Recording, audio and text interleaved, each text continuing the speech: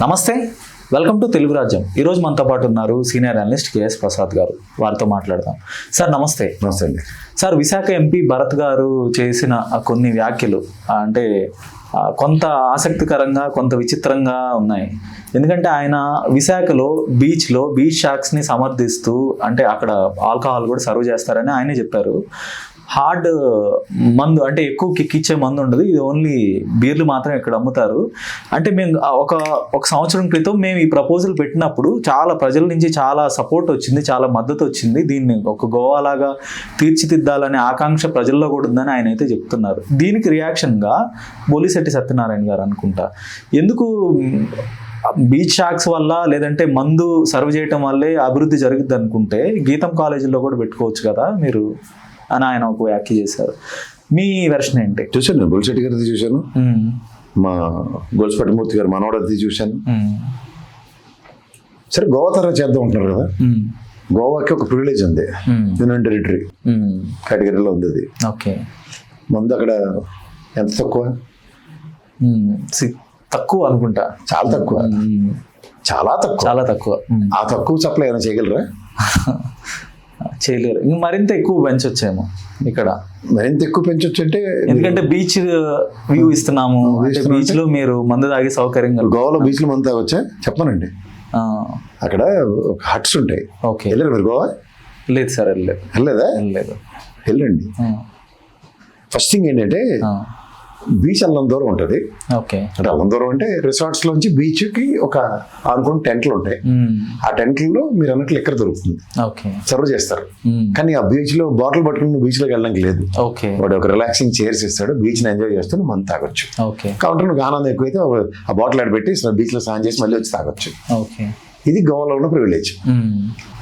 Okay, water sports ఉన్నాయి, చాలా బాగుంది. ఆర్కే బీచ్ లో పెట్టు, వెళ్ళినట్టు వెళ్ళి వెనక్కోసం లేదు, డౌట్ ఉంటుంది, డౌట్ తీరిపోద్ది. ఇప్పుడు విశాఖ అన్నప్పుడు ఒక స్పెసిఫిక్ జోన్ క్రియేట్ చేయి. ఒక ఆర్కే బీచ్ కాదు, డేంజర్ జోన్ కాబట్టి ఋషికొండ లేదంటే భీమిలి మధ్యలో we identified couple of places. ఇక్కడ మేము ఈ తరహా ఒక రిసార్ట్ ని మేము నిర్మిస్తున్నాం ప్రభుత్వ తరంగా. ఇక్కడ liquor allowed, strong in it, అది నేను కాంట్రాడిక్ట్ చేయట్లే. కానీ తలా తోక లేకుండా ఆర్కే బీచ్ అనేది ఎంటైర్ వైజాగ్ బీచ్ కి ఒక బ్రాండ్ ఇచ్చేస్తూ ఉంటే కుదరదు కదా. అంటే ఆయన ఒక మాట అన్నారు, మేము ప్రయోగాత్మకంగా ఒక 2 చోట్ల పెడతాము, తర్వాత దీన్ని ఎక్స్పాండ్ చేస్తామని కూడా చెప్తున్నారు.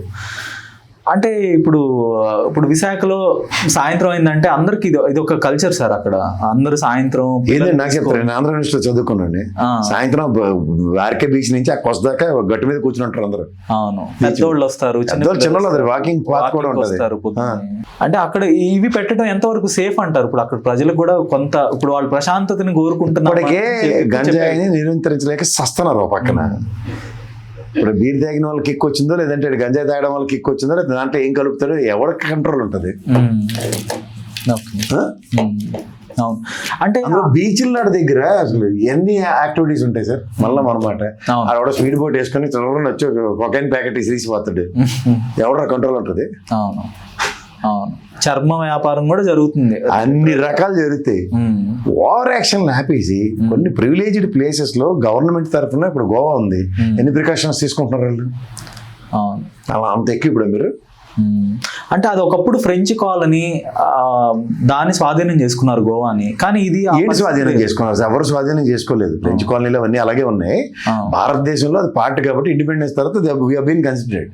అది పోర్చుగీస్ కాలనీ అవన్నీ ఫ్రెంచ్ పోర్చుగీస్ అన్నీ ఉంటాయి, రకరకాల కాలనీ. అంటే అక్కడ ఆల్రెడీ ఎస్టాబ్లిష్ అయిన కల్చర్ ని కొనసాగిస్తున్నారు. అక్కడ ఫారినర్స్ ఎక్కువ రావటం, అంత ముందు Portuguese. Sir, that is a tourist hub.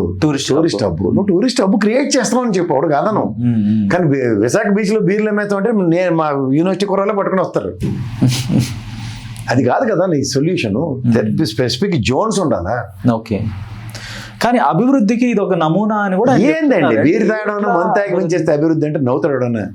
ఇప్పుడు నీకు ఒకటి చెప్తున్నాను, ఒక లగ్జరీ ప్రివిలేజ్ అన్నది ఎలా ఇవ్వాలంటే, ఎస్ మీకు బీచ్ తరహా రిసార్ట్స్, గోవా తరహా రిసార్ట్స్, వీటిలో సబ్సిడైజ్డ్ రేట్స్ తో గవర్నమెంట్ ఇట్లా ఎంకరేజ్ చేస్తుంది. దీనివల్ల రెవెన్యూ ప్రాస్పెక్ట్ లో స్టాగ్నేషన్ రెవెన్యూ కాకుండా లిక్విడ్ రెవెన్యూ ఏ రోజు కా రోజు వస్తుంది, మార్జిన్స్ లేకుండా సబ్సిడైజ్డ్ రేట్స్. ఓకే, ఇవి చెప్పమానండి ఎవరన్నా అట్రాక్టివ్ మోడ్ ఉంటుంది. వీకెండ్స్ రిసార్ట్స్ లో రిలాక్స్ అవ్వడానికి అక్కడ ఫ్రీ లిక్కర్ లేదా లిక్కర్తో పాటు కాస్ట్ ఇది, అన్లిమిటెడ్ బఫే, ఇలాంటివి చెప్పండి. ఓకే, ఎట్ లేకుండా ఎక్స్పెరిమెంటల్ మాడ్యూల్, విధి విధానాలు లేకుండా ప్రజలకు గుడ్డ చేళ్ళు పడినట్టు ఏది పడితే అదంటే మా బోలిశెట్టి గారు చెప్పినట్టే ఉంటుంది. కరెక్ట్ చెప్పాడు ఆయన. నీ చేతనైతే ఎక్స్పెరిమెంటల్ గీతం కాజులు పెట్టి మన అన్యాయంగా ఎత్తేసావు కదా ల్యాండ్. అంటే గతంలో కొంత మహిళా సంఘాలు లేదంటే ఎప్పుడు గోల ఉంటుందండి. మంత్ తాగిన తర్వాత ఎప్పుడు మా చిన్న ప్రత్యేకించి ఉద్యమాలు చూస్తున్నాను. స్కూల్ కాడ పెట్టరు, గుడి కాడ పెట్టరు, అని మహిళలు మంత్ తాగితే ఎవరు ఎంకరేజ్ చేయరు. అంటే సివిలియన్స్ వచ్చి ఆస్వాదించే ఒక ప్రాంతం బీచ్ ప్రాంతం. ఇప్పుడు అలాంటి చోట్ల ఈ బీచ్ షాక్స్ పెడతామంటే కొంత ఆర్గనైజేషన్స్ నుంచి కూడా ఎలాంటి రియాక్షన్ అయితే కనపడలేదు ఈసారి. గతంలో అయితే కొంత యాక్టివ్ గా ఉండేవి ఇలాంటి సంఘాలు. ఇప్పుడు బీచ్ ఫెస్టివల్స్, లాస్ట్ బిగినీ ఫెస్టివల్ అవన్నీ కూడా ఇలాంటి కోతలు కూసినప్పుడు ఏమైంది, రియాక్టివ్ మోడ్ చూసారు కదా, పెట్టగలిగారా? పెట్టలేదు. బట్ ఇప్పుడైతే ఒక రెసిస్టెన్స్ అయితే కొంత రెసిస్టెన్స్ కనబడదండి. ఫస్ట్ మీరు పిచ్చి ఎక్కిపోయినట్టు ఆర్కే బీచ్ నుంచి యూనివర్సిటీ డౌన్ నుంచి మొదలెట్టారు అనుకోండి, అప్పుడు రెసిస్టెన్స్ అంటే ఇటు చూపిస్తారు.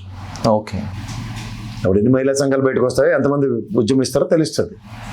ఇప్పుడున్న క్రిటికాలిటీలో మందు తాగడం అనేది ప్రయారిటైజేషన్ గవర్నమెంట్ ఇస్తుందంటే ఏం చెప్పాలి? ఓకే.